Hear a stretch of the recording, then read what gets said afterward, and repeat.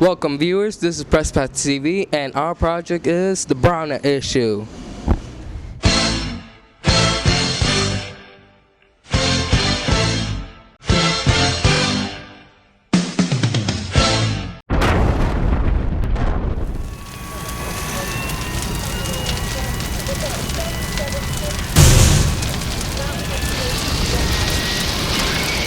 Brownouts is a term that the city uses when they close a fire company for the day, and we feel that that puts the citizens' lives in jeopardy, and we think it's wrong. The city can afford to staff the firehouses in this city, and they should be doing it. So who decided to have something called a brownout? Ultimately, it's the mayor's responsibility to protect the people of Boston. So we're down to about the minimum amount of fire companies that you can have in a city like Boston with the tight, highly combustible buildings like three-deckers, the high-rises, the subways, the realities of terrorism, the LNG tanker in our harbor. And we need to have fully staffed, trained, and equipped firefighters to make sure that this city can respond to any event and protect the public. What do you feel about the whole issue about the brownouts? Well, I don't think it was handled properly. I do know that we spend too much money on overtime in the fire department. Many reports have said that system of how you cover firefighters who are sick is broken and needs to be fixed. So I agree that something had to be done, but I don't agree with how it was implemented, because so many people said you're closing down the firehouse, and they were made to feel unsafe. So that information wasn't disseminated properly. Also, I don't agree with the firefighters union going around with flyers and making people feel unsafe and say that, that your safety is being threatened. This decision had to be based on a financial responsibility and explaining to the people of Boston what had to be done, and then showing that this is not going to compromise their safety. So why do you think that the mayor decided to call a brownout? It's strictly political. The mayor's hiding behind the economy.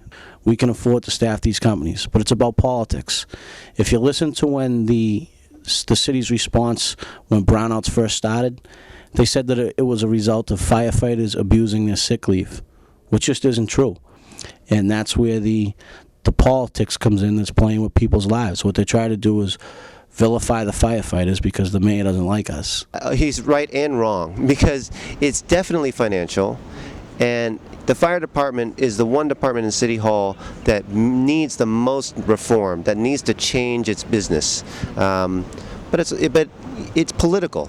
I do agree with that in that sense, because everything this year is so political, especially when you have a mayor who wants to run for another 4 years, and a mayor who has not gone along with the firefighters union for a long time. That, of course, is political. So what are your personal views about the brownouts, and how do you think you as a fire union can help that?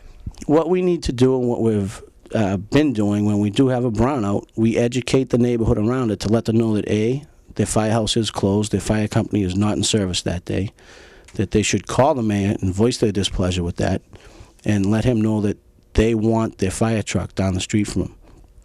We are going around to meeting with civic groups to explain what a brownout is, and show them that A, the city can afford to do it, the city is obligated to staff those firehouses, and that lives are in jeopardy if they're not staffed.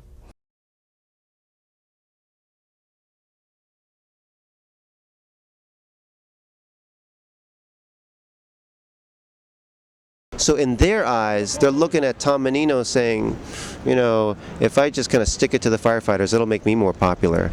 And I think that's what Eddie Kelly means.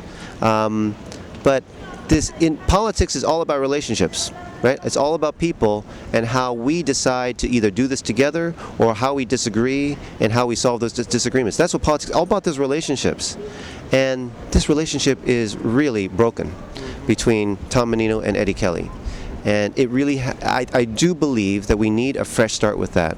Otherwise, we're just going to get into more and more messes like this.